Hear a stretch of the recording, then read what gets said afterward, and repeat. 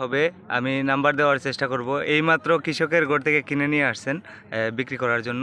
ভাই একদম কত হলে বিক্রি করবেন? একদম ভাই 60। 60,000 হলে বিক্রি করবেন? 60,000 হলে বিক্রি করবেন। আপনার বাড়ি মারকুলি দৌলতপুর, মারকুলি বাজারের পাশে, মারকুলি বাজারের পাশে দৌলতপুর গ্রাম, বানিয়াচং উপজেলা না? বানিয়াচং উপজেলা। এটা দুধ কতটুকু হয়েছে গরুর মালিক? দুধ কইছে 3 লিটার। 3 লিটার না, 1.5 লিটার 2 লিটার হইতে পারে। 1.5 লিটার 2 লিটার হইতে পারে। একদম 60,000 টাকা হলে বিক্রি করবেন।